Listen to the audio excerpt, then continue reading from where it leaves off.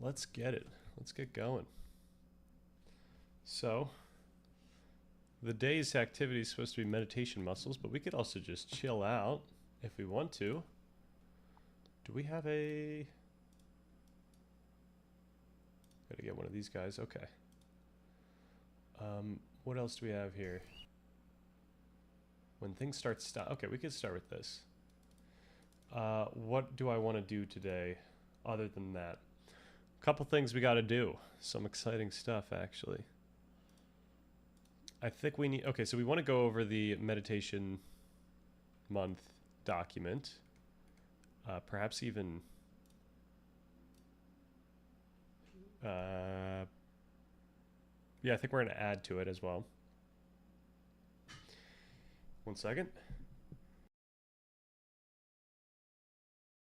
Excuse me. All right, so video, then meditation document, then exciting changes to the roadmap. Plus some ideas I came up with today that I'm kind of stoked about. And then we can continue going through to the muscles, meditation muscles. And then we could just start, I don't know, we could check out this stuff. I'm not sure what's going on here, but if we have time, we can jump into these guys. All right, let's go. Okay, this is next. Let's start off chill. Oh! There's got to be a new GACT video to watch. Oh, wrong one, right? Nope. All right, what do we have? We have a GACT video. Absolutely. Facing Paranoia and Freud. Oh, we could also always jump to Substack and just see if there's anything that I've saved that would be useful. Craving and Future Lives. All right, we can add that. Save that to watch later. The algorithm is God now. Okay. Torturing myself with insane 1-star reviews of classics. Okay. I think we're all caught up.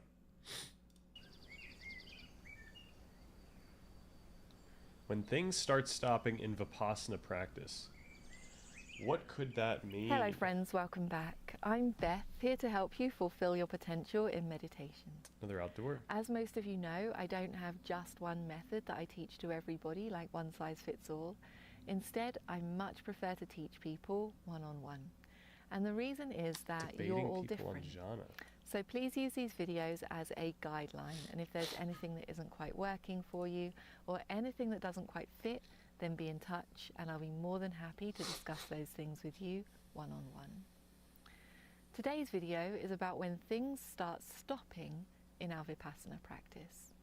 Now, as our Vipassana practice deepens, especially through Sankaropeka Jnana, and we've been contemplating those 3 characteristics of anicca, dukkha, anatta, impermanent suffering and non-self for a long time, the natural result is that we start to become disenchanted with ultimate reality, disenchanted with nama rupa, materiality, mentality. And as that disenchantment deepens, the natural result is that the mind will start to turn away or recoil from that ultimate reality. Now, it's important to understand that when we say turn away or recoil, we don't mean an aversive reaction to that namarupa, to that materiality and mentality. There's no aversion towards it. We're not hating it. Instead, we simply clearly see that there is no grounds for clinging to it. There's no benefit in it. We become disenchanted with it and the mind turns away. Yeah, this is another instance where I feel like there's an added aspect of just because this is like the way that that reality is, which of course isn't the way that I go about this, but you know, you end up noticing that reality is this certain way. What makes it bad? Like what makes the reality that you're going away from bad in some sense?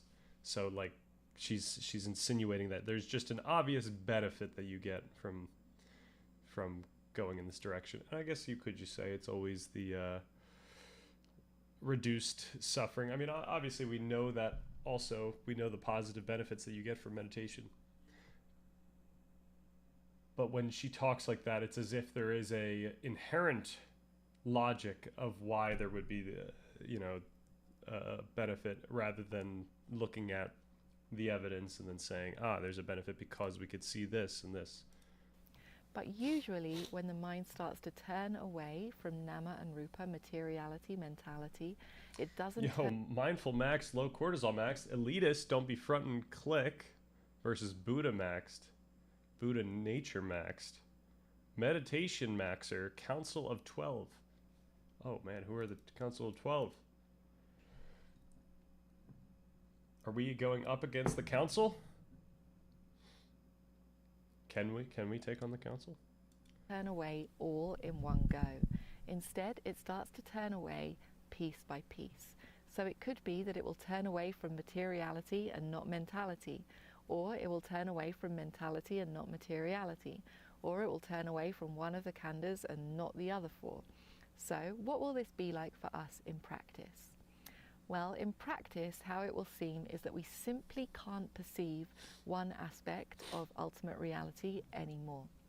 So it could be that we're practicing Vipassana on all of ultimate reality, on nama and rupa, materiality and mentality, and then all of a sudden we can't perceive materiality anymore.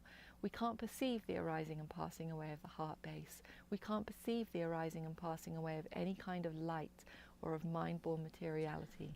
There's only the arising and passing away of nama, mentality. It could also be the other way around, so we can no longer perceive the arising and passing away of mentality, but only of materiality. It could also be that we can no longer perceive the arising and passing away of just one khandha, but the other four remain. It's also possible that this process will go back and forth. So for a while there will be no materiality, only mentality. For a while there will be no mentality. I guess this is within practice. This could be a discussion about a specific we have genre. A very simple job, and that is to continue practicing Vipassana on whatever remains. So whatever we can still perceive. So if there's anything that maybe in another life. Okay, sometimes I can't fathom that someone can spend their entire lives serving some monastic order. Well, it's a pretty clear direction, right, to take if you've got a monastic order. Like it's pretty straightforward. It's a simple life. It's not necessarily easy, but it's simple. You just have to do what they say. All right, we should do this mid. Yeah, let's not get rid of all the fun early on here. Okay, so the meditation month document. So I added expectations.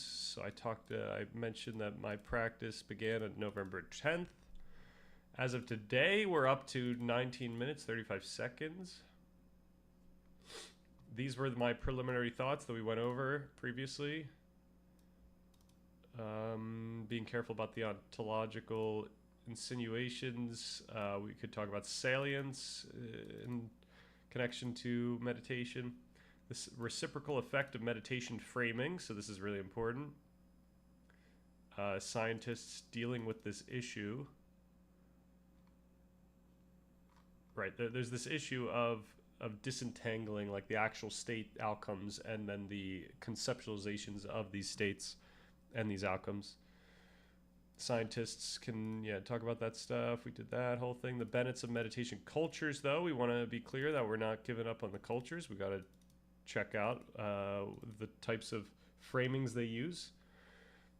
Opportunities for developing meditation conceptualizations, right? Ways in which we can improve upon this, and this is what we would be interested for the document, obviously, as well as just straight up benefits, the practical effects of meditation. Okay, how it works. We could probably get rid of this guy because we've already done that.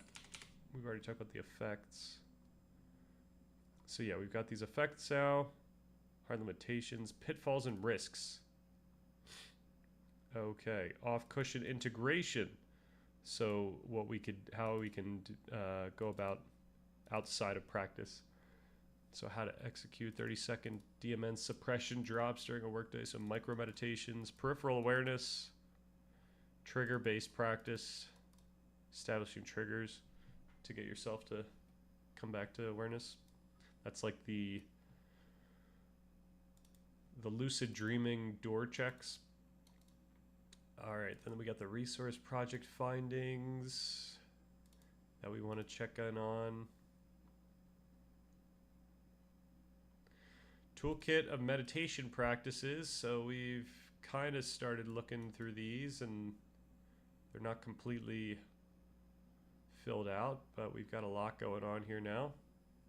Then we've got the important concepts to understand. We've been building those up. Did I add this? The Four Noble Truths, a psychological diagnosis rather than religious dogma. We've got the symptom. Life inherently involves psychological friction, unsatisfactoriness, and suffering.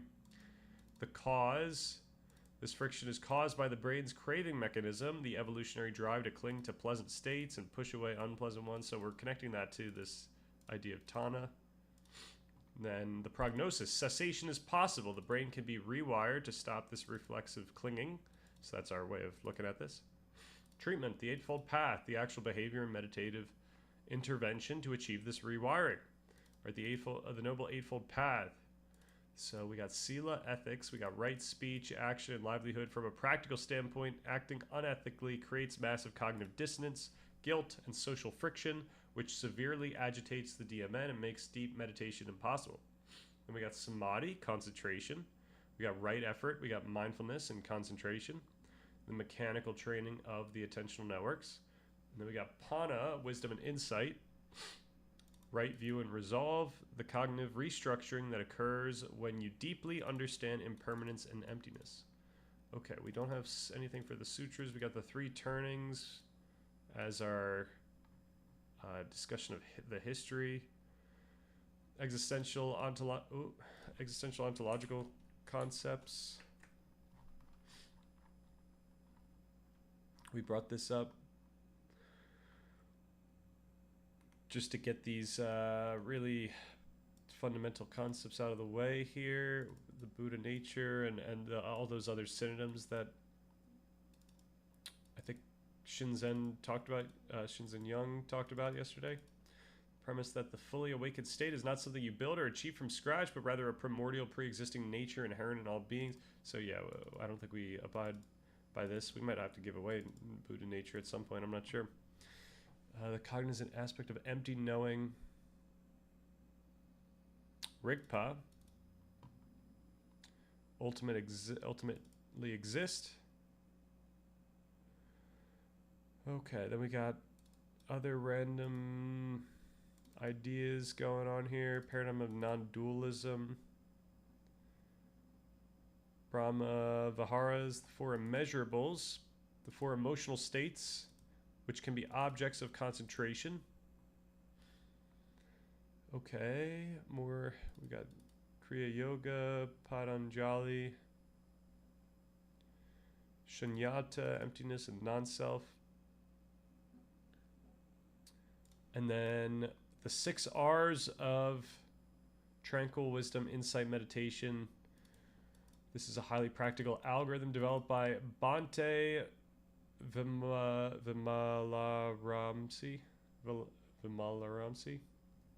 that perfectly maps onto your discussion of the DMN. Okay, it stands for recognize.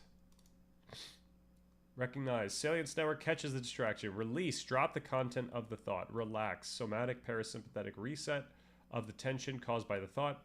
Re-smile, generating a micro dose of positive affect to reward the noticing. Return. Are we supposed to? So re-smile. Is this not breaking the rule of like judgment? You know, it could even or judgment can be positive as well, right? Return and then repeat.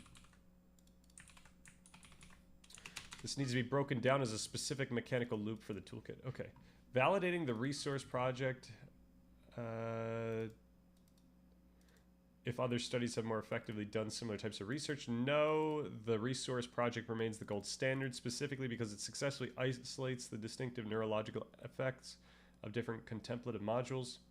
in a massive longitudinal study. Most other fMRI studies lump all mindfulness together. Okay, then we got the core practical sutras. I see.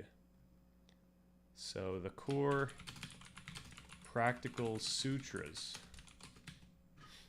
Sutras in general are just these teachings, right?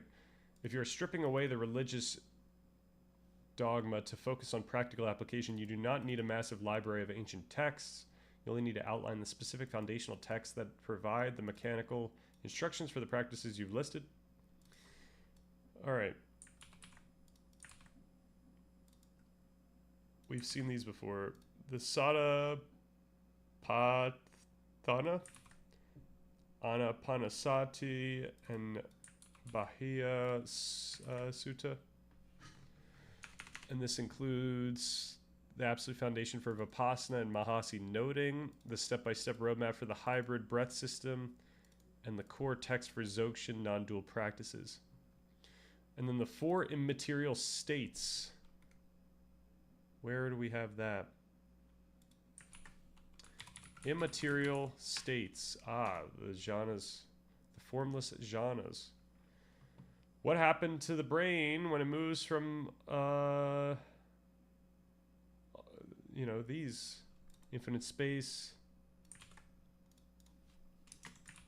And is it asking? This requires analyzing the complete differentiation of the parietal lobe and the collapse of the subject-object cognitive boundary. Okay, I guess it's not going to give us more.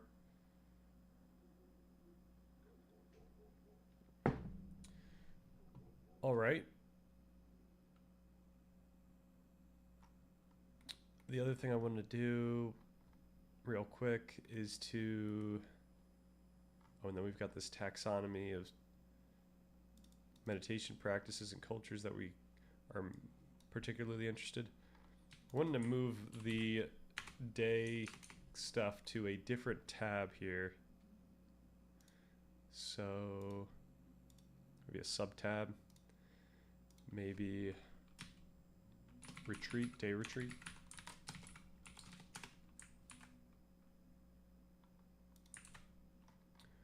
Awesome.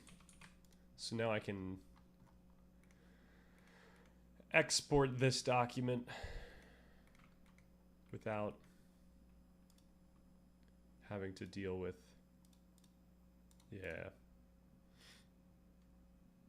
with the retreat day. Okay, here is my updated doc. All right. So this doesn't have to be long, but I was just curious about this. All right, so one of the things we need to worry about, though, with different types of meditation practices... Okay. One of the things we need to worry about with different types of meditation practices, which I do think would be beneficial, is we're going to... What am I saying here? We're going to lose out on some of the things that we get from these main fundamental practices, such as open monitoring or specifically focusing on one thing, such as the breaths versus loving kindness. So that might not be that big of a deal, given that we are getting a bunch of different skills by doing these. Okay, what I'm trying to say, I think in this, because I think I like voice recorded myself, is that we get different skills out of these different practices. And one of the things that I think we should consider is that those main practices came about because they have significant benefits for people and they're quite abstract. That said, because of the way our mind works in a holistic and distributed way, being mindful of very specific experiences can have a significant effect on a much more nuanced skill set and perhaps only related to the thing that we're focusing on. Okay, so now there's a discussion of, like, even within focused attention, is there a difference between the skill that we get when we're focusing on our breath, like maybe that's some like type of interoceptive skill, versus focusing on some aspect of our visual experience, like some exteroceptive skill? Are we getting better, more tuned at the signals of our body, or are we getting more tuned at the nature of our visual perception? Perhaps it doesn't actually have as widespread of an effect as some of those other ones, even though it has an effect for some specific skill. Now, what do we what we have to consider that perhaps is detrimental to our other practices to break up. Okay, this is just kind of, I think this is cutting away words or something.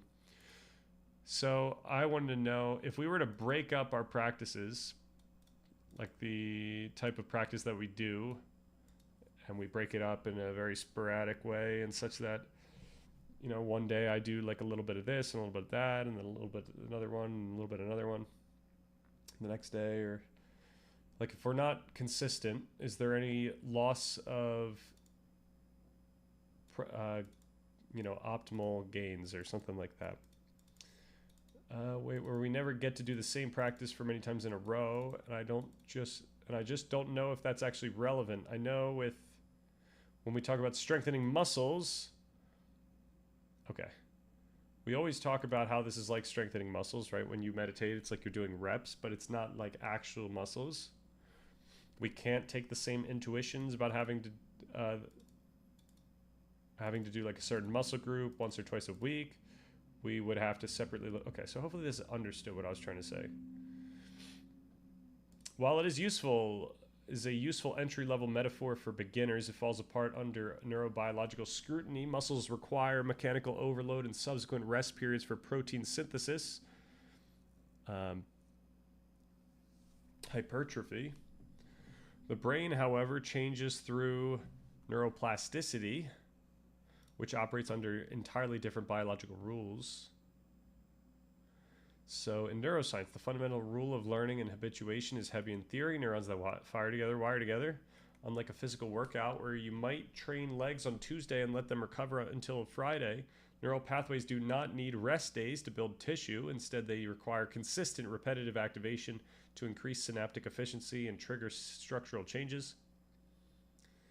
Okay.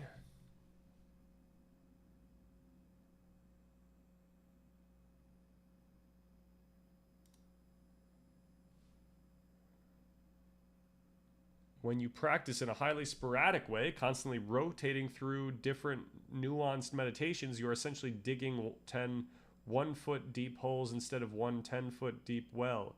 You will achieve temporary state changes, but you will fail to achieve permanent trait changes. Okay, so how does this actually look? So these different domain general practices, these directly downregulate the DMN. The DMN is the brain network active when your mind is wandering, ruminating, or engaged in self-referential thought. Because DMN hyperactivity is linked to anxiety, depression, and distraction, regulating it creates massive generalized benefits across your entire psychological landscape. Then there's domain-specific practices, highly specific localized practices. For example, visualizing a specific energy center or hyper-focusing on a distant auditory frequency. Train narrower neural circuits. While they build specific cognitive skills, they lack the broad leverage required to alter your baseline neurobiology in the way that taming the DMN does. Now, I bet, though, this is kind of discounting. Like, if this was a focus meditation, then you would still get those benefits. I think it's just interesting to consider the more granular skills you might be able to pick up. So, optimal protocols for meditation gains. If the goal is to optimize your practice based on contemporary evidence, a completely sporadic approach is structurally inefficient. To maximize results, consider the following evidence-based framework. For structural brain changes, sitting for 15 minutes every day is vastly superior to sitting for 105 minutes once a week. Daily repetition signals to the brain that the pathway is essential and must be reinforced. Right? We know this stuff from our discussions on neuroplasticity. If you want to explore different practices without losing momentum, borrow the concept of periodization from athletics. Instead of changing practices daily, dedicate a mesocycle, for example, 4 to 8 weeks. That's a long time, entirely to one practice, like focus attention on the breath. Once the neural pathway is sufficiently solidified, switch your primary focus to open monitoring for the next cycle. This is if we're being like super optimal, but I don't even know if, I mean, I guess that would be the case. Like if you wanted to lose no error, then you would just go one straight away. And for a beginner, it would be something like focused attention. The 80-20 rule. Keep 80% of your practice time dedicated to the fundamental domain general practices that alter the DMN. Use the remaining 20% to experiment with nuanced, specific one-off practices you are interested in. Okay. Didn't gain too much from that, but interesting nevertheless. It's probably not best to like freak out about optimal gains for this type of thing. It's just unnecessary.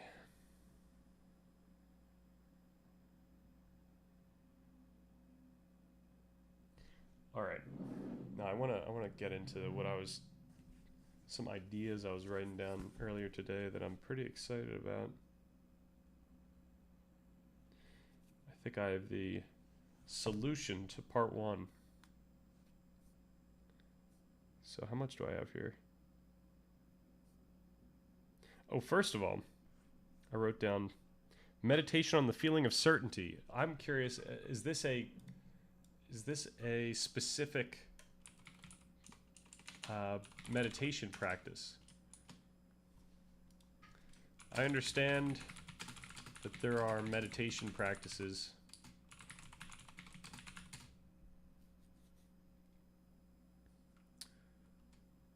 for emptiness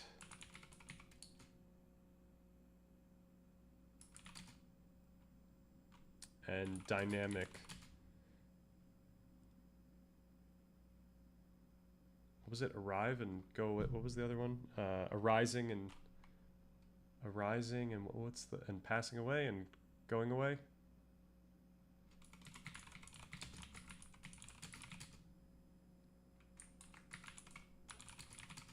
Passing away. Rising and passing away.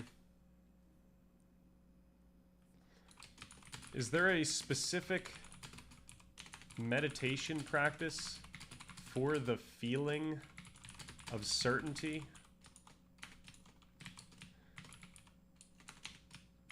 What I mean by that phrase is something akin to Lisa Feldman Barrett's affective realism.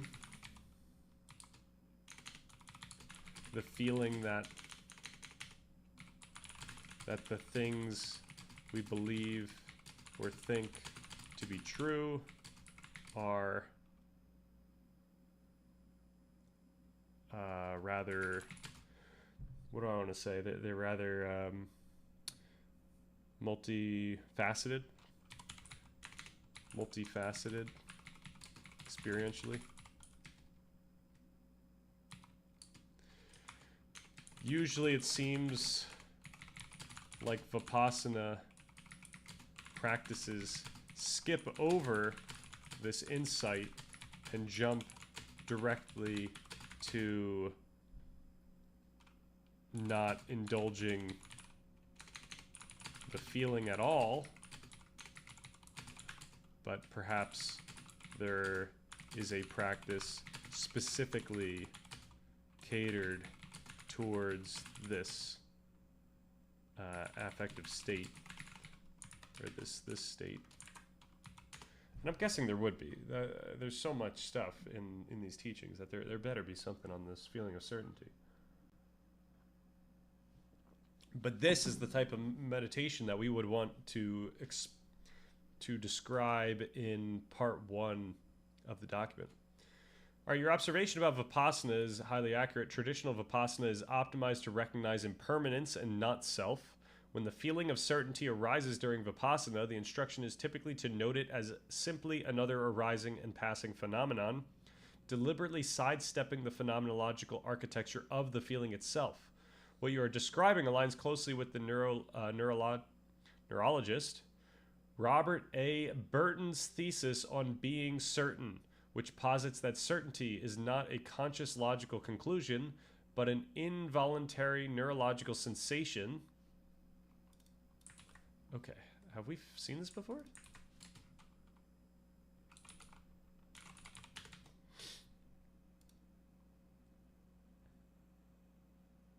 (2009). Believing you are right when you are not. Neurologist Robert Burton shows that feeling certain, feeling that we know something, is a mental sensation rather than evidence of fact. An increasing body of evidence suggests that feelings such as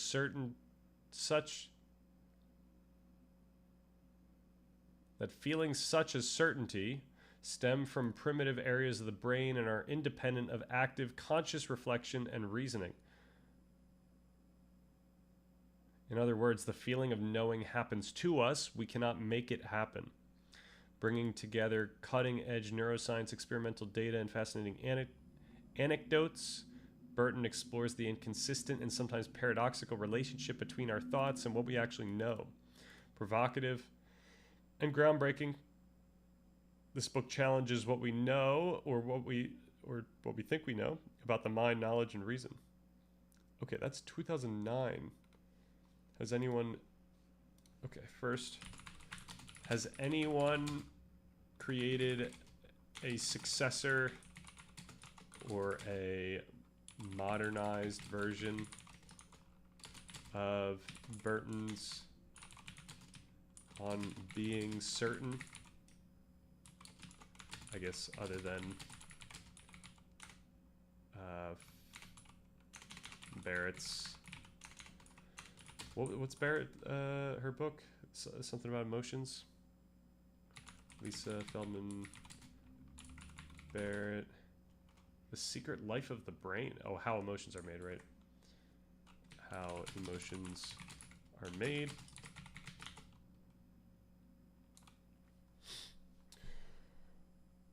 All right, which posits that, so On Being Certain, which posits that certainty is not a conscious logical conclusion, but an involuntary neurological sensation, an emotion or somatic marker, much like anger or thirst. When paired with Lisa Feldman Barrett's active realism, this means our brain predicts the world and uses physical affect to tag those predictions as objective reality. While traditional Vipassana skips over this, there are specific contemplative frameworks designed to isolate, investigate, and manipulate this exact feeling of knowing. Micro-phenomenological deconstruction, unified mindfulness. Modern systematic approaches like Shinzen Young's unified mindfulness explicitly target the components of states like certainty. In this framework, certainty is not treated as a monolithic truth, but as a synchronized activation of mental imagery, mental talk, and physical emotion. When you experience a strong belief, you intentionally separate the mental talk, the phrasing of the belief in your mind, from the emotional feel, the somatic physical sensation in the body. So this is great. This is what we would want to try to, like, what we would want to explain. The type of practice we would want to express once we get to the part where we separate these different aspects of the experience. By hyper-focusing on the physical sensation, or physical tension, expansiveness, or click in the body that accompanies a belief. So let me make sure I get this in SRD. Whoops.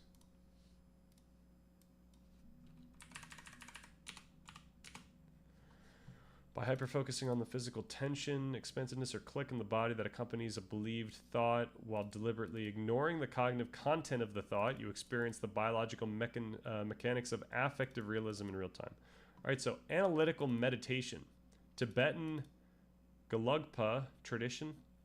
Unlike Vipassana, which clears the mind of conceptual thought, Tibetan analytical meditation uses conceptual thought to intentionally trigger the feeling of certainty and then uses rigorous logic to dismantle it.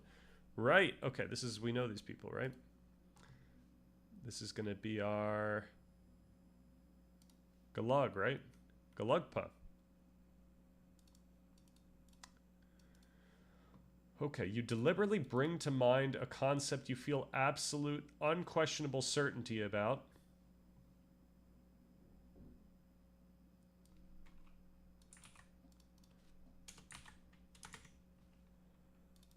Often the inherent solid existence of your own identity or a deeply held conviction. You allow the visceral feeling of certainty to fully bloom. Then you apply a predetermined logical framework, like the sevenfold reasoning, to search for the boundaries and exact location of that certainty. Well, now we got to know what the sevenfold reasoning is. It forces the mind to hold the feeling of certainty simultaneously with logical contradictions. This eventually causes the somatic feeling of certainty to suddenly drop out from underneath the concept, inducing a profound cognitive shift. All right, then we've got cultivating great doubt, which is Zen Hua Tao. In the feeling of, if the feeling of certainty is a specific neurological state, the Zen tradition of Hua Tao Toa. Yo, what's good, Dharmadam? I had this crazy thought, which I'm stoked about, that we should really look into the meditating on the feeling of certainty itself. And so I'm trying to find where this was. So first we saw that there's actually been a book in 2009 that actually has been, making the case for this whole, our feeling of certainty is just a affective state and not actually, a logical conclusion. And I probably should have known that, given how much I say that type of thing. So we have to see if this book is worth reading, or if there's like a newer version of this idea. Of course, there's Lisa Feldman Barrett's Affective Realism. Then we also have Shinzen Young popping up again, coming up with this goaded strat. When you experience a strong belief, you intentionally separate the mental talk from the emotional feel. Specifically, I guess, meditating on the sensation in the body that this is true. Perfect, great. Then Gelugpa came back up, the Gelug school of Tibetan Buddhism, and then cultivating great doubt. So I don't know how to pronounce this, but engineered to induce its exact opposite. You place your attention on an unanswerable question or statement. For example, what was your original face before your parents were born? You are not supposed to answer it logically. You push your analytical mind into a corner until it completely stalls. The brain attempts to generate the feeling of knowing, but continually fails. This creates a state known as great doubt, a massive concentrated mass of cognitive tension, where the brain's certainty generating mechanisms are short-circuited, revealing how heavily we normally rely on the baseline hum of knowing. Beautiful. That's what we want to do. Because we, like, for the case of the document, we really care more about this type of insight than we care about the insight of emptiness. Like, the emptiness is like a larger type of ontological argument to make, and I don't even know if we want to make as large of an argument as that, or a assertion, but we certainly want to make this type of assertion, that our experience of certainty is one that is heavily founded on our affective states. Check out Beginner's Mind. There is some Taoist line, you have known the joy of wisdom, but do you know the joy of freedom from wisdom? Emptiness is experientially primary. Can be said of the other marks. Right. It might be, especially through this, I guess just through, I guess especially through Theravada, that would be the case. But for the sake of the document, we're not trying to get people to be, especially in part one, we're not trying to get people to, get to nirvana via having nothing mean anything anymore. Like, what we have to rely on the meaning that we experience for the sake of our own freedom. That's kind of the whole point. So the one thing that we would rather do, like, it's experientially primary, sure, emptiness is, but for the sake of part one, the feeling of certainty is certainly more primary in that context. Same can be said of the other marks. We are jumbling things. Uh-oh. What are we jumbling?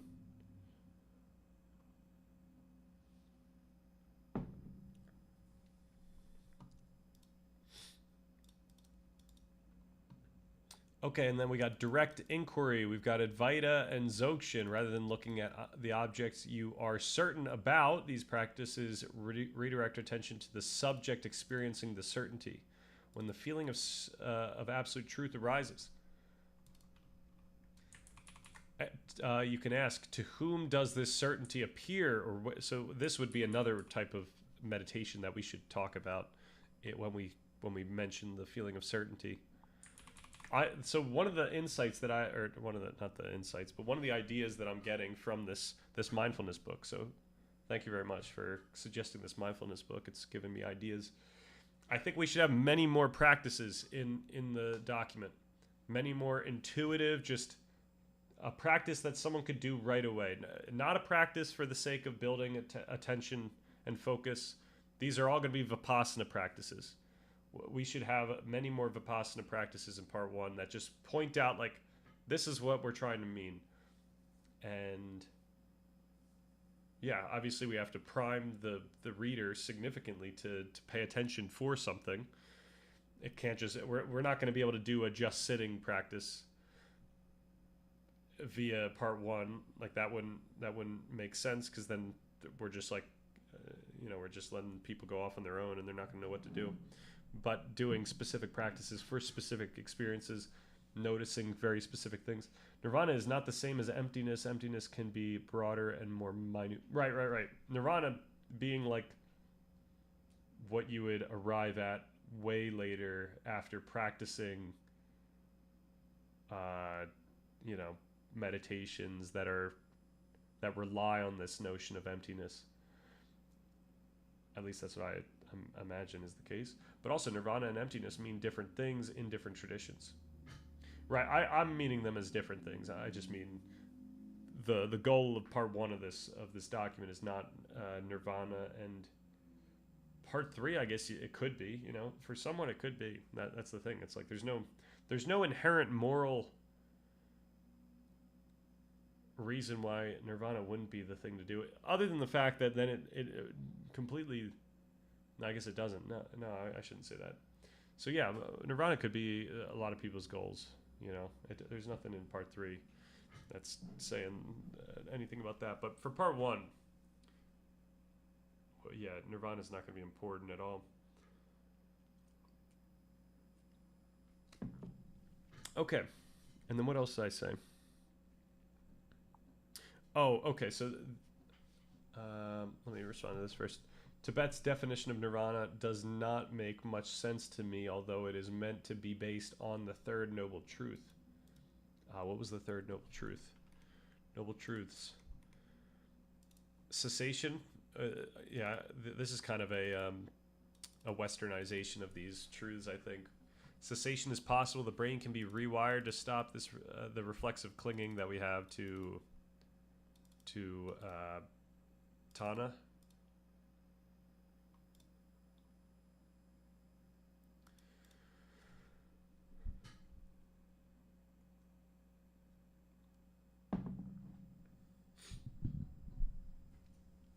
Yeah, so if we were to make a description of nirvana in the document, we would want to go with not a destination, and it can't just be an insight right now. It would be something along the lines of nirvana is where you get to when you practice towards towards a theoretical, never to be reached destination. And that's, and you're doing what you need to do for that practice. Like same with everything else we talk about in the document. It's got to be a relationship. It's got to be a process. It's got to be a practice. It's got to be something where you are leveraging some insight. Like we're giving you the insight right off the bat, but you're not enlightened right now. Like the nirvana has to be through the practice, going towards towards a direction rather than towards an end, but like nirvana being the absence of craving and suffering, so you can have that without non-dual experience, and then you can say that nirvana and samsara both appear in the nature of mind and have the same nature. Theraveda, it's clear what they mean, but there's also two types in Theraveda. Interesting. Hence, samsara and nirvana are one common statement.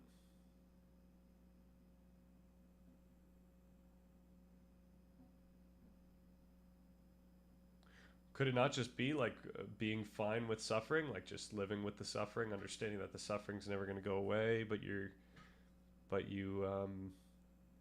don't know, operate in such a way that you're reducing the suffering? You're giving the suffering the least amount of power.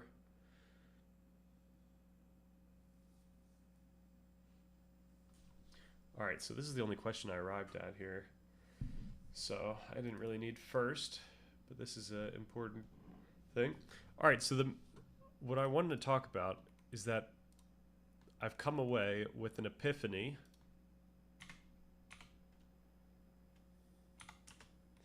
An epiphany about part one. The way to fix part one. I think that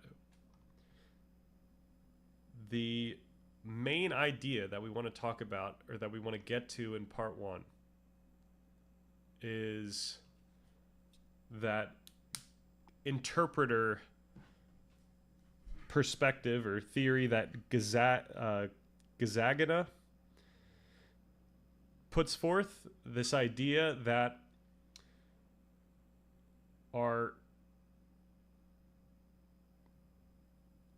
I guess that the conscious, like the explicit meaning that we become aware of consciously is essentially a rationalization of what's going on underneath the hood, what's going on quicker than this information gets to consciousness.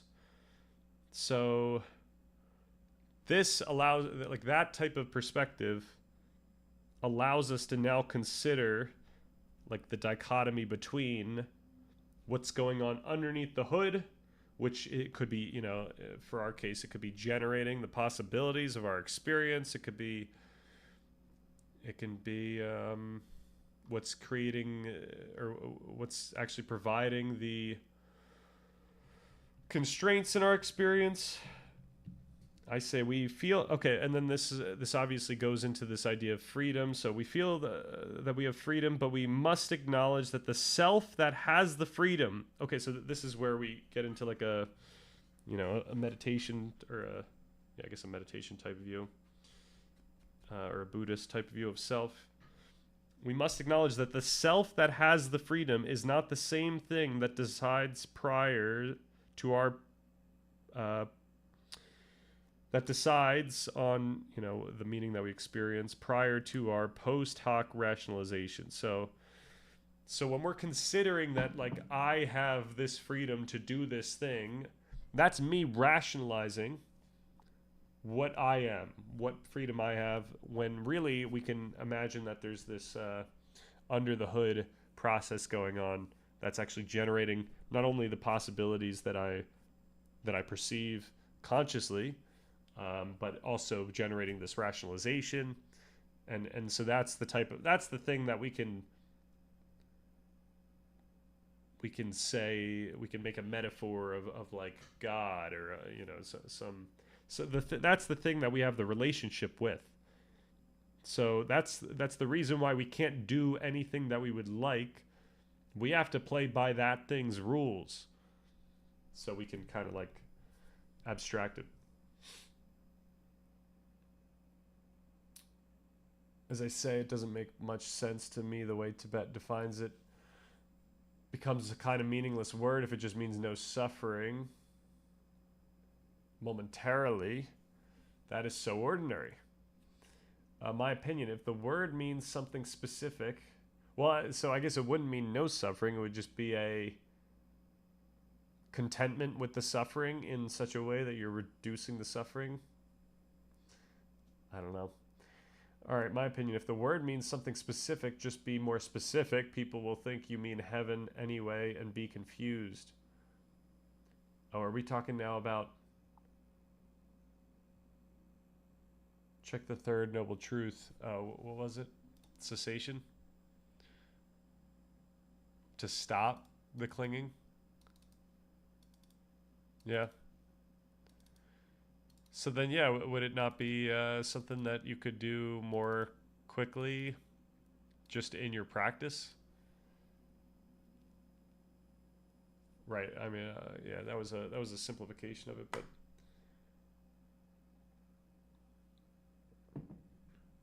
okay. Now, what did I want to get out of this? I say what we need to do is add the Okay, so this was another big thing. Because part 1 needs to be all about this underlying our underlying behavior of thought and whatnot in contrast with our conscious experience. First of all, we definitely need to talk about consciousness here. We have to talk about consciousness, probably, I don't know, maybe the science of experience or making sense of experience, something like that, somewhere in this realm. We're probably gonna have to redo these two areas, but we definitely need consciousness. We need the workspace theory in here. That's incredibly important. And then we have to actually add the heuristic section that we just talked about. All that dynamic, all that automatic behavior stuff. We need to somehow get in here, at least the heuristics. Because that's really, so heuristics have to do with our experience of meaning, and therefore it's required that they are here. The automatic behaviors part, where we actually say, like, how do we automate behavior, that maybe could go in, like, that's kind of the formation of understanding. If we were to just limit it to, yeah, we should just limit the scope of that section and just move it here. It really should be here. And then this obviously sets us up well for the social norms, social heuristics. And yeah, we just need to add all this stuff there. Then we can combine these sections to really push the idea of the dichotomy between our automatic behaviors and our feeling of self. That's really what we want to do. In the middle of part 1, we're trying to make sense of how our understanding of ourself comes to be. Like, how is this developing? Why do we feel that we have these freedoms right now? Now, we should move the understanding of our world to right. So we've got this, like, conceptualizing our understanding, and then we get to our understanding of the world. Oh, this is going to be tougher. I was going to say we move this.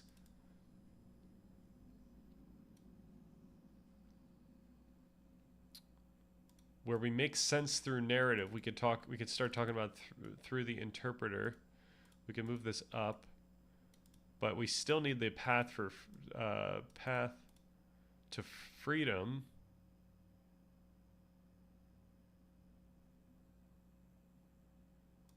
To be down here. So we'll see. Maybe there's something different to talk about here.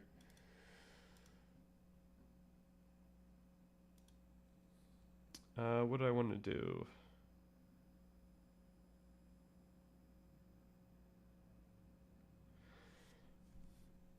Yeah, we have to have a discussion of, like, how do we rationalize our experience? And maybe that's something where we're conceptualizing our understanding. This is something that we do, perhaps. No, this, okay. Originally, this is like this is how we can conceptualize our understanding, so we might need to keep that the same way. And then, yeah, there are many opportunities to leverage mindfulness across part 1. So what did I want to do? I guess I wanted to, through the conceptualizing our understanding,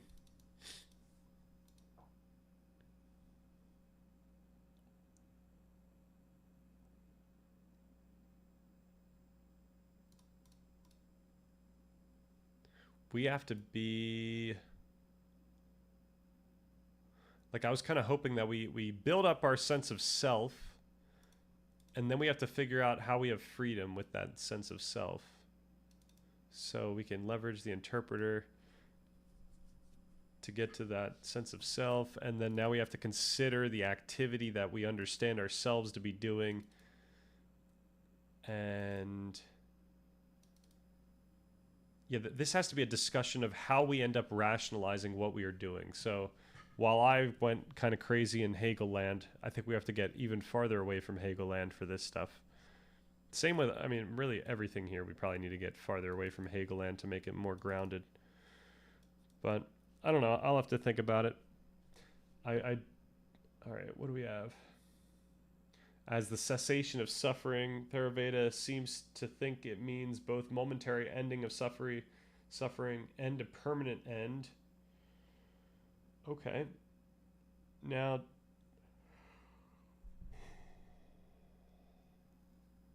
isn't that impossible? Don't we? I guess we don't know of any case of that happening that has been evidenced in the lab. Even the yogis can come out of their state, and we see that the brain changes. It's one of the dogmas that things get completely uprooted. Okay, so I would say that might be that I don't really agree with. Yeah, so that might just not be accurate to what we know about science. All right, so one of the reasons why I wanted to bring all this stuff up is because I think we should change the roadmap slightly. I think we should spend 2 months on part 1, maybe after May. So April is thinking. We need to spend a lot of time on thinking. Maybe we do that, and then we jump into determining where to go. We like get into the actual really specific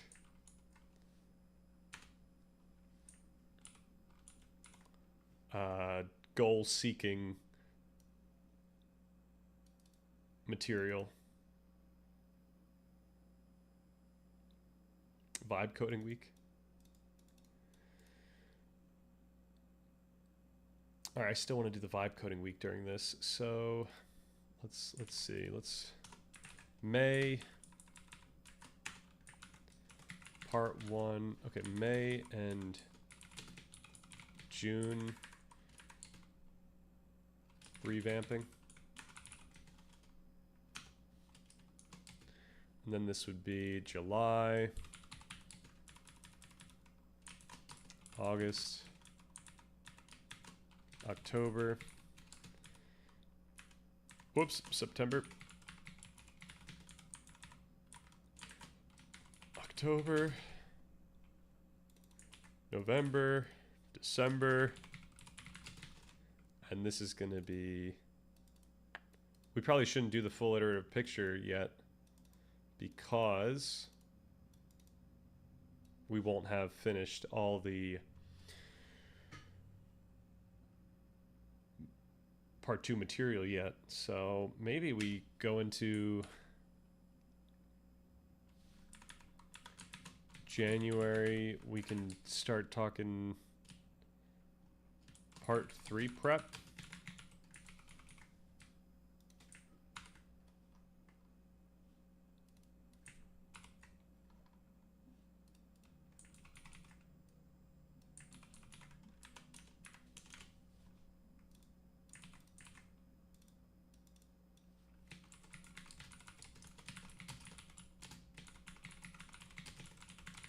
And this has to be TBD. And I wanted to move the vibe coding week to there. Solving the problems of philosophy. What was this about?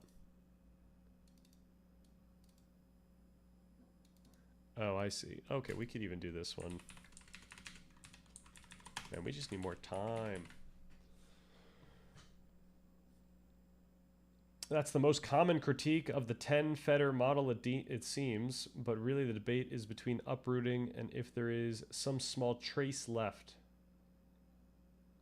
At least I saw one debate like that. Okay, one small trace left.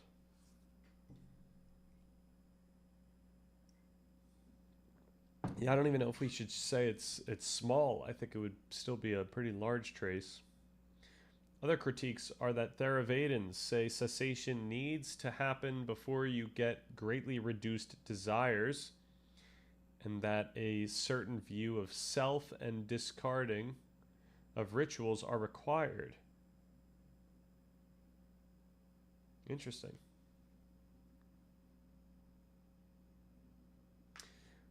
I could see that. That sounds intuitive.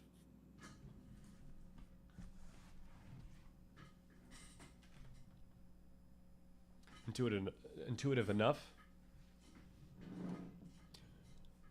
Okay. So we still get our fun April theme thinking.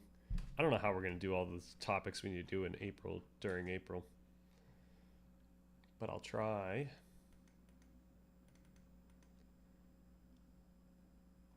Oh, I never even switched this. Oh, we got to check all these things out. I don't know how many of these I've done. I don't want to do that today, though. Okay. While Robert Burton did not write a direct sequel, though he did author A Skeptic's Guide to the Mind in 2013, the core concepts of On Being Certain have been absorbed and entirely modernized by a dominant new framework in cognitive neuroscience, predictive processing, or active inference. Under this contemporary consensus, the brain is not a passive... Okay. It is a prediction machine, blah, blah, blah. It always gives us that same definition. The feeling of certainty has a specific mechanical definition. It is a state of high precision weighting. All right, The Experience Machine. How Our Minds Predict and Shape Reality by Andy Clark. Okay. We've seen this, right? If I have a necessary research, has this not come up? Yeah, this is.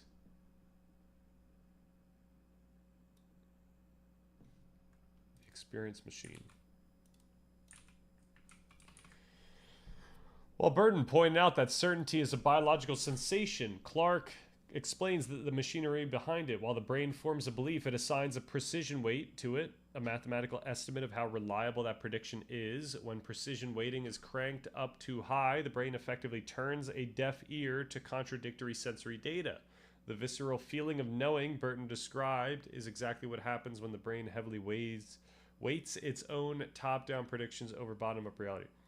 Right, so that's like the mechanistic description. I need a description that like really makes this intuitive.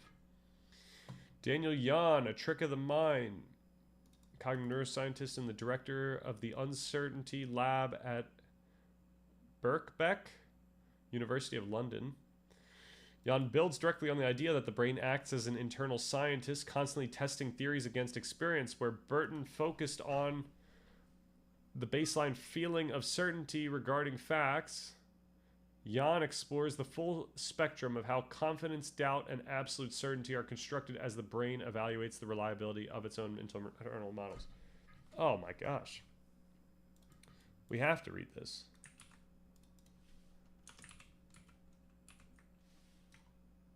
But what first?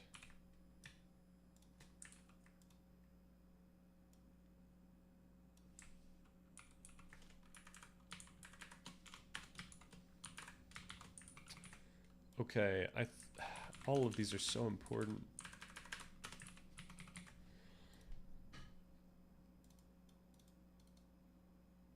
Okay, How Confidence Works, The New Science of Self-Belief by Ian Robertson. Robertson is a clinical psychologist in neuroscience. While the title sounds like self-help, the book is a rigorous look at the neurology of certainty. Burton looked at certainty regarding objective memory. For example, I know where I was on 9/11. Robertson shifts the lens to the neurobiology of certainty regarding action. He demonstrates that confidence and certainty are active neurochemical states that physically dictate how we engage with the world, proving them to be biological drives rather than logical conclusions. This will be important for the agency aspect. Oh my gosh. So this might we might want to do this after Anil Seth's.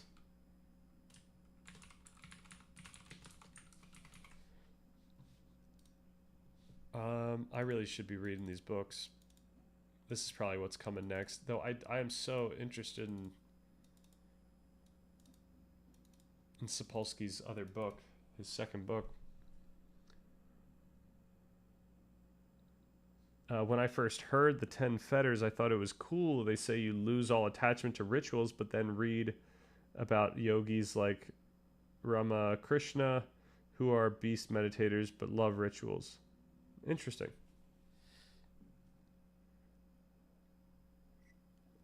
Yeah, I mean, dogma just feels like a pain, regardless of what you're what you're in. This is, oh, I don't know who this is. The Brain Abstracted.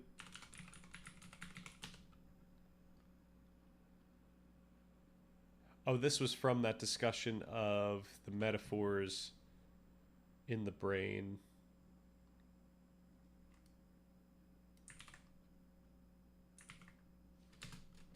That's not going to be necessary for a while.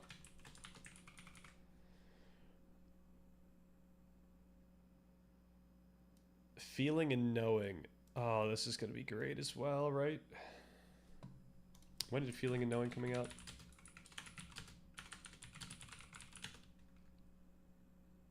(2021). How Confidence Works, we just did. The Believing Brain by Michael Shermer. Though slightly older, this is the most direct conceptual bridge between Burton's initial thesis and current neuroscience. Shermer frames the brain as a belief engine. He outlines patternicity, the tendency to find meaningful patterns in noise, and agenticity, the tendency to infuse those patterns with intention. He provides the evolutionary mechanism for Burton's ideas, demonstrating that we form beliefs first through automatic, unconscious biological processes and only invent the rationalizations for those beliefs after the fact. How does Gazzaniga's interpret or framework enter the picture? How new / updated / comprehensive is it compared to what you just mentioned?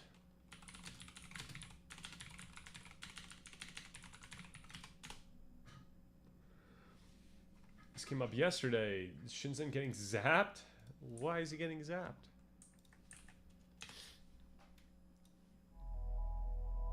When I was at the Society for in Japan in the 19 brain stimulation and meditation practice. Little less ability to self-organize again. People will say in our studies, by making my thoughts. Because the ultrasound is so highly focused, we have to set the target for each individual subject. So it seems like meditation targets that specific brain area. We're trying to boost the effect of meditation by making it happen a little bit faster. Everything is so vivid that it's a kind of nothing. That's why you just laugh. It's like very big and very small, very rich and very thin, exactly the same time.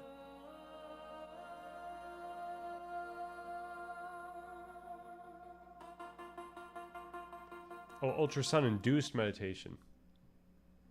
This is when he's getting zapped. I see. Boost the effect of meditation by making it happen a little bit faster. I see. Everything is trauma. We're on and off in that time. And then they typically sit either meditating or doing. My experience in the Bay Area didn't work out.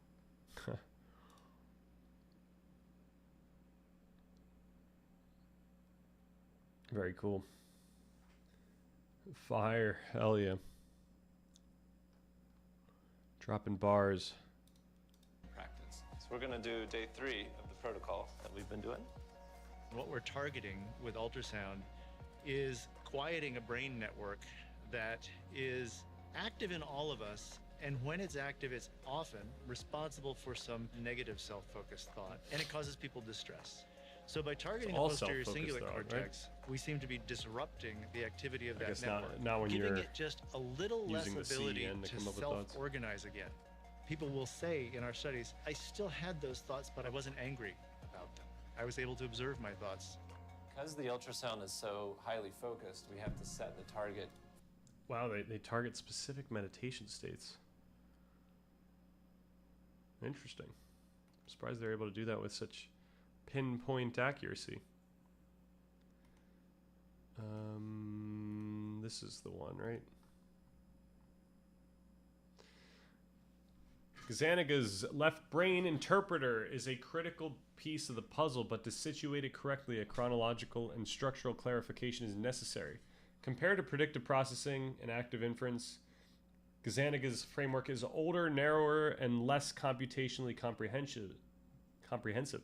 However, it perfectly describes the final conscious stage of the certainty pipeline. If Barrett, Burton, and Clark describe the biological factory that manufactures the feeling of certainty, Gazzaniga describes the public relations department that issues the press release, the rationalization. Okay, this is, oh wow, this is way back. Isolates a specific module. So then we don't want to go from the source here. We want to be using newer stuff. Okay, the research isolates a specific module in the left hemisphere. The sole job of this interpreter is to observe the physiological states, emotions, and actions generated by the rest of the brain or the environment and instantly weave them into a coherent logical narrative. Crucially, the interpreter does not have access to the actual causes of those states. It simply invents a story that fits the available data. Applied to the feeling of certainty, the sequence looks like this. The brain successfully minimizes prediction error regarding a specific model of the world. It cranks up the precision weighting on this model. Subcortical systems flood the body with the somatic markers of confidence and validity. You physically experience knowing. And then the interpreter, the left brain interpreter, registers this profound physiological state of certainty. Because the interpreter is fundamentally averse to unexplained phenomena, it immediately scans your conscious thoughts and environmental cues to invent a logical reason for why you are certain. The interpreter creates the illusion that your certainty is the result of rigorous conscious deduction. In reality, the deduction has backfilled to justify a biologically generated emotion. This is how we need to talk in part one. We need to make this clear. This is all we're looking for, really. We need to point out the extent of our freedom and what that means. Like the feeling that we are free, the feeling of that I have free will, right? This is what the interpreter is saying. And that's good, that's important. That's the only thing we have to go from. And we know that this thing is interpreting after we're actually making decisions. After, when I say we, I don't mean, now we could separate the thing that is seemingly making the decisions with the thing that's actually making the decisions. Okay, how new and comprehensive is it?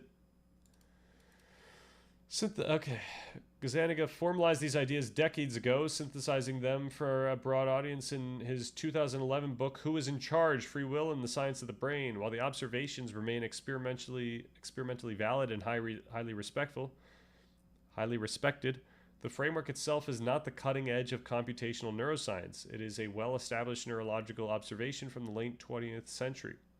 So the interpreter framework is highly specific. It explains narrative generation and the illusion of unified conscious self. It does not explain why the brain operates this way at a fundamental level. By contrast, predictive processing is a grand unifying theory of the brain. Contemporary consensus views predictive processing as a mathematically rigorous explanation for all brain activity, from single-cell firing to complex social behavior.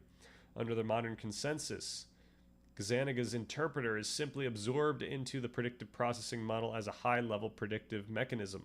The interpreter is just another prediction engine.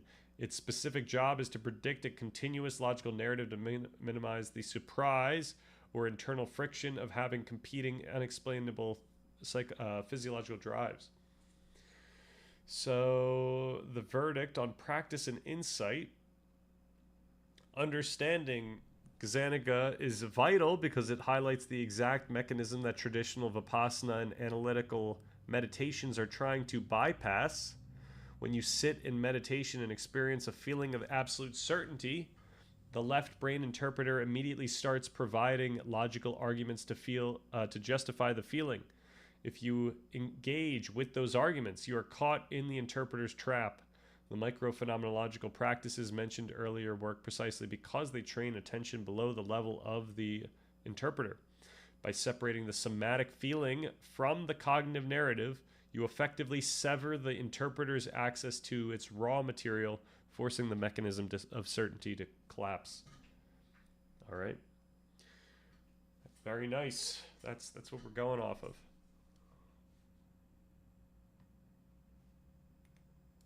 All right, what did we have here? Oh, I added another update, right? And then it wants to expanding the off-cushion integration mechanics. We've got so far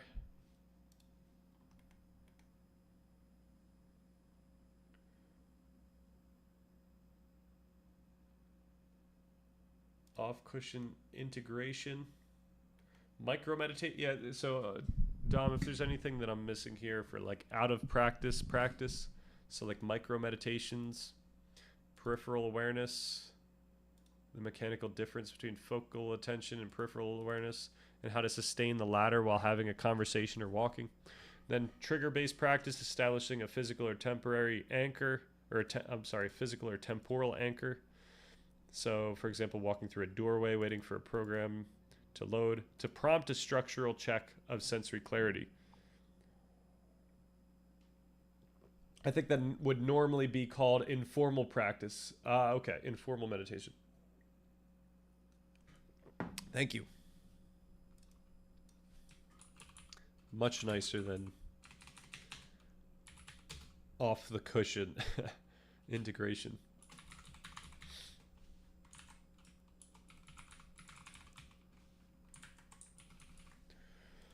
So, and I had a typo. Nice. Okay, functioning as a stub with 3 bullet points. Blah, blah, blah. You need to provide the actual instructions for these.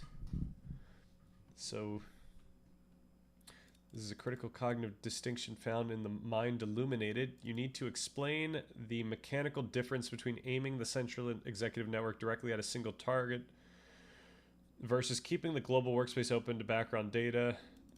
And then micro meditations. How exactly does someone execute? Okay. We don't have to go that deep. Adding a pragmatic dharma to your taxonomy. Your taxonomy. This was the taxonomy of meditation cultures? Yes. However, the core materials you recommend do not belong to those traditional schools. They belong to pragmatic dharma or secular dharma. This is a modern Western open source meditation culture that strips away the metaphysical ontology and treats meditation. So I got to just say taxonomy for, now this is really meditation cultures practices that I am interested in, and this is going to be incomplete. Or like still growing. There's heaps of variations for that. Can kind of do a informal version of any technique. Okay, let me write that down. That's good to know.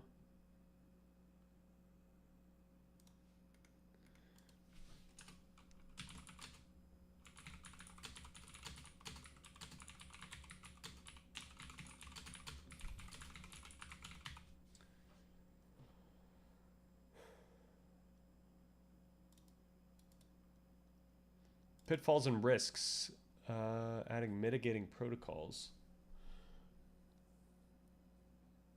Oh, if a practitioner suddenly experiences severe dissociation or existential terror, what do they do? For example, immediately stop all Vipassana deconstructive practices, switching entirely to Samatha Metta to stabilize the nervous system. Eating heavy foods and doing grounding physical exercises. All right, we don't need to do that. That's fine. You successfully named the 5th through 8th jhanas, but you haven't explained how the brain moves through them. Right. And I don't know if that's going to be important for us to do, but... Oh, so I also put... What did I do?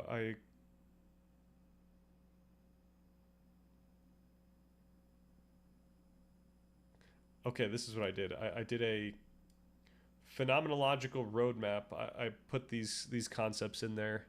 So the samatha ramp up, what happens before jhana. So the mind illuminated maps the exact subjective progression of training the central executive network to overpower the default mode network. So milestone overcoming mind wandering, then overcoming forgetting. The DMN still hijacks attention, but the practitioner catches it much faster. Overcome gross distraction. Attention remains on the breath, but strong background thoughts actively compete for the global workspace. Overcoming subtle distraction. This is where we achieve sustained dominance with the central executive. The breath is the exclusive focus. This is axis concentration, the necessary precursor to the first jhana. Then the Vipassana arc, the progress of insight. So the idea being, if we do not practice Vipassana, we may not experience blissful stability. We may experience reality deconstructing. So there's this, like, we need to have Vipassana in place to understand what we might be experiencing other than just the phenomenology.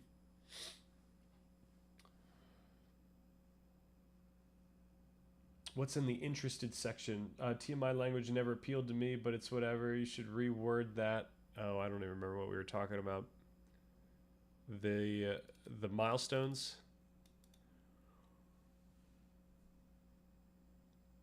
Yeah, I'm probably not going to do much with this. I just kind of wanted to have this in mind. Like, maybe we talk about this, but we could also just sum this up and, like, oh, it's like the opposite. Which one was like the opposite?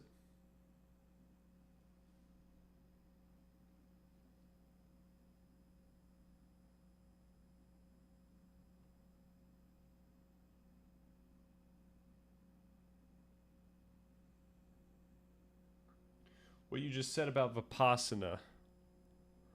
Oh.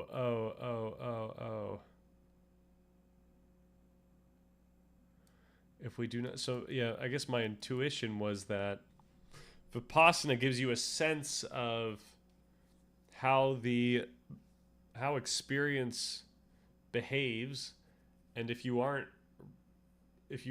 ready for that, if you're not noticing that, then going straight into the jhanas might be difficult or might hurt you. Jhanas are blissful, but they are not the best at reducing suffering. You need insight.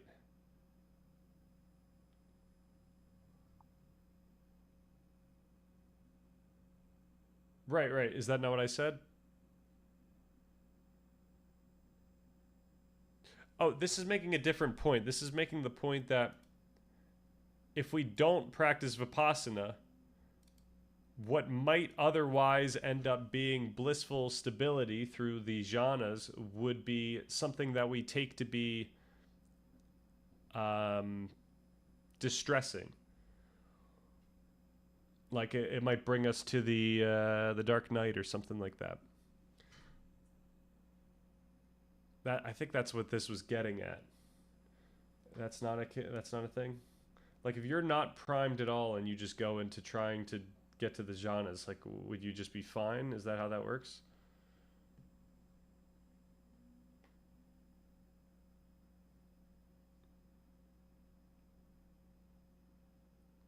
Jhanas actually function to prevent the dark night. Okay.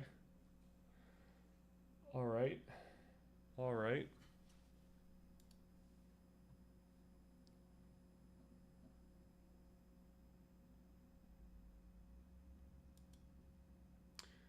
All right, early stages, the Vipassana arc, experiencing the breath, the exact millisecond delay between the physical sensation of the breath and the mental label breath, the rising and passing away, a peak experience where sensory clarity spikes, reality feels like it is vibrating or composed of discrete pixels of data. It is highly energetic and often mistaken for enlightenment. The Dark Knight, you're okay. Once the brain's predictive models are shattered by a rising and passing, the nervous system panics. Phenomenologically, this manifests as deep dissatisfaction, anxiety, or disgust with normal reality. The practitioner is hyper aware of impermanence, but lacks the equanimity to handle it. Equanimity of the brain finally updates its higher level priors to accept this high entropy and permanent data flow. Precision weighting flats out, and the practitioner achieves a profound, unshakable neutrality. I'm missing some stages in Vipassana arc, the progress of insight.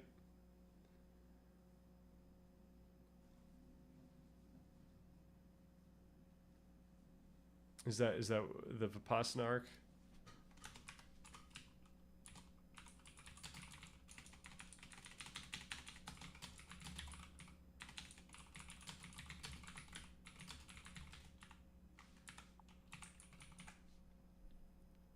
Some of the 16, right? Okay, so the progress of insight.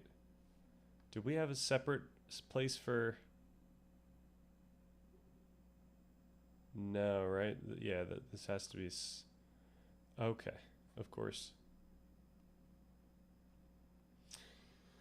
But I think the 4 Vipassana jhanas model of the same territory will be more my thing.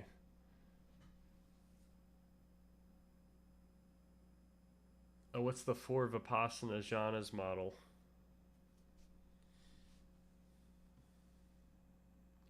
Okay, then we got the Samatha jhanas and Samadhi, and we've went through that, the progression, and then we've got to the immaterial states, neither perception nor non-perception. Nice. And then we've got the neurological basis of each jhana,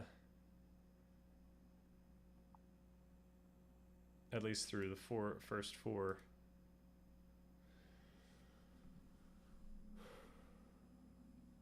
They take the 16 stages and cut it up differently, basically. Okay. Okay. All right, at some point we can do a deep dive into those. What do we have? We've got a couple days off here. Oh, nice. We come back to love and kindness. Framing and expectation. This is going to be short because we've already covered this topic. Meditation in the DMN. This is easy. We might not even need to do this. So we can spend some extra time on some other stuff. You got to change that one Vipassana thing. That was way, way off. Which one was that? I'm guessing we're talking about the...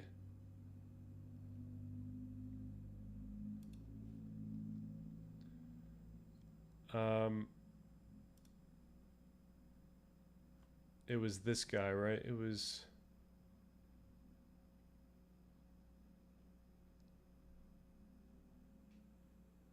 this guy, right?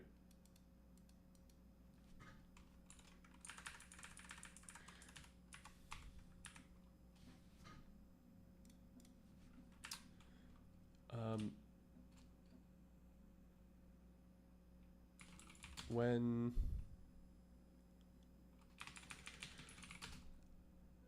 how do practices usually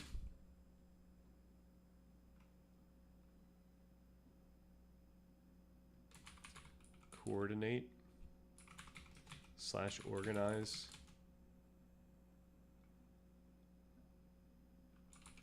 the different jhanas arcs?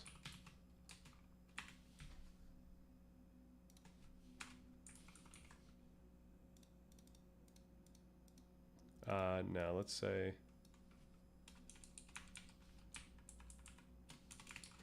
usually combine the Vipassana arc with the Samatha arc.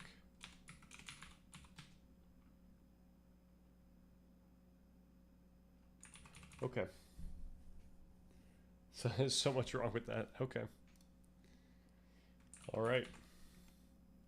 All right, I think we might watch a Gact video and then I might call it a day. I woke up early, so I'm quite tired.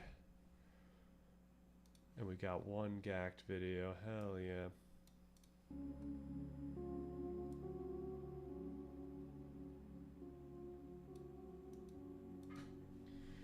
Nice.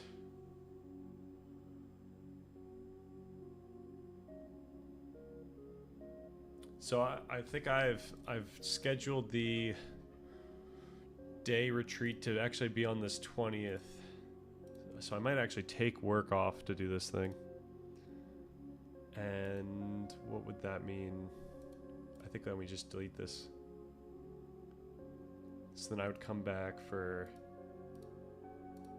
I can't, maybe I could stream Sunday.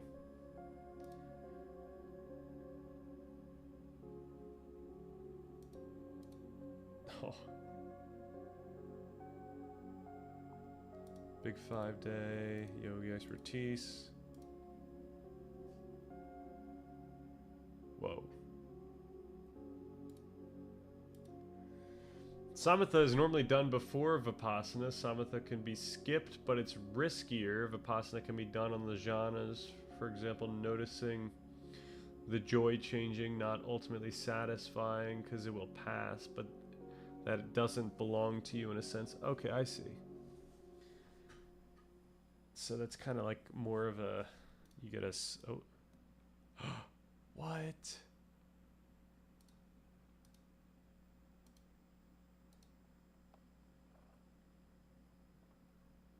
Oh my gosh, I'm so invested.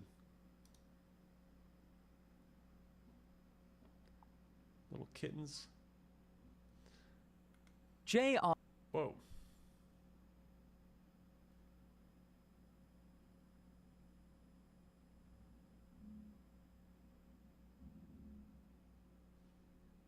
Over on sub. 2 weeks ago, how evolution explains consciousness. All right, let's not do that. Mahasi calls this insight based on tranquility and opposes it with skipping samatha, tranquility based on insight. Oh. Okay. Yeah, I feel like it's just beneficial to do them both at the same time. Get the insight while you get the states.